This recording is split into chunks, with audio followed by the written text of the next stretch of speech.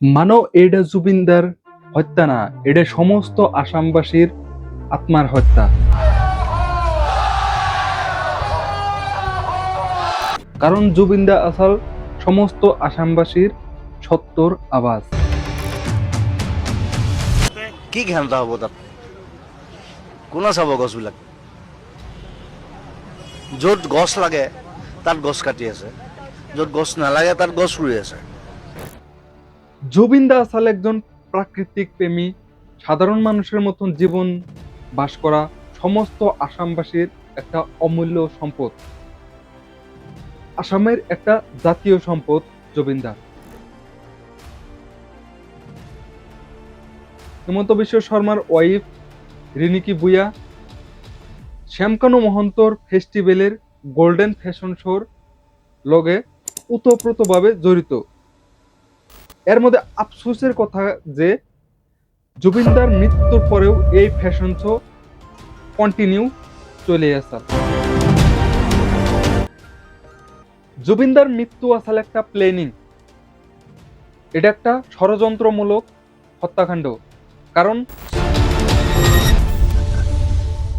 গভীরভাবে চিন্তা করে দেখো,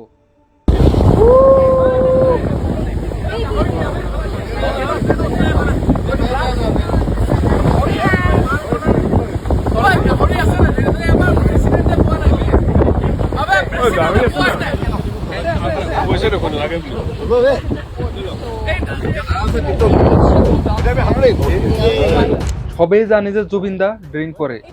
এই অবস্থাতে জুবিনদারে ঠিক মতন ড্রিঙ্ক করাইছে, ড্রিঙ্ক করে হেরে জোশে জোশে তারে আইল্যান্ড টেনে গেছে ফুর্তিতে ফুর্তিতে। তারপর ফার্স্ট টাইমে সুইমিং করার জন্য ব্যাকে উৎসাহিত জোগায়, কিন্তু জুবিনদার লাইফ জ্যাকেট আসাল দিলা, যেটা কমফোর্টেবল আসাল না।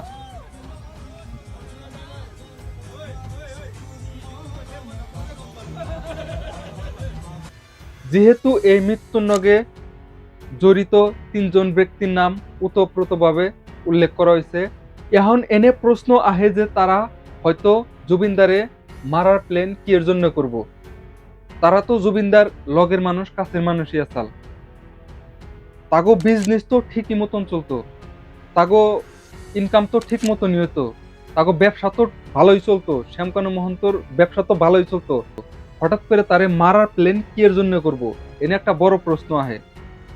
কারণ জুবিনদা আসলে একজন অন্যায়ের বিরোধী, দুর্নীতির বিরোধী, গাছ কাটার বিরোধী। এনে আবার একটা প্রশ্ন আহে যে এনে গাছ কাটার নগে জুবিনদার মৃত্যুর নগে কি সম্পর্ক? তাহলে আহুন যাই না নেই মৃত্যুর পাশে থাকা গোপন রহস্য।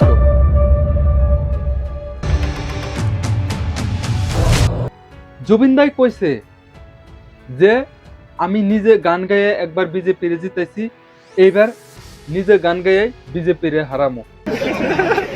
আৰু বিজেপিক যেনেকে গান গাবলৈ জিকাইছিলো, এবাৰ হৰুৱাম কিন্তু চৰকাৰ বদলাব লাগিব, খালি বিজেপিক ভোট নিদিব, একদম চিধা কথা। বিজেপির অন্যায়ের ঘোর বিরোধী আসাও জুবিনদা। এনে মেইন পয়েন্ট বাইরে আহে যে সিদ্ধার্থ শর্মা আসাল বিজেপির কালচারের আইটি সেলের মেম্বার। মুখ্যমন্ত্রী হিমন্ত বিশ্ব শর্মাই কইছে যে শ্যামকানু মহন্তর লগে তার কোনো ওতপ্রোতভাবে ঘনিষ্ঠ সম্পর্ক নাই। আমাক সমালোচনা কৰা আৰু ইলেকশ্যনত বিজেপি হাৰিব বুলি প্ৰেডিকশ্যন কৰা তেওঁৱে মেইন মানুহ আছিলে। আৰু তেওঁৰ লগত মই ব্যক্তিগতভাৱে কথাও নাপাতিছিলোঁ। মোৰ মোবাইলত অজস্ৰ মেছেজ আছে, মই তেওঁক এটা ৰিপ্লাইও নিদিছিলোঁ। গতিকে কিন্তু এনে দেখা যায় এই ফটোগুনা তেলে কি এর, এই ফটোগুনের দ্বারাই সমস্ত আসামবাসী সন্দেহ করে আর বুঝা গেছে যে তার বিজেপির নগে বিশেষ সম্পর্ক আছে।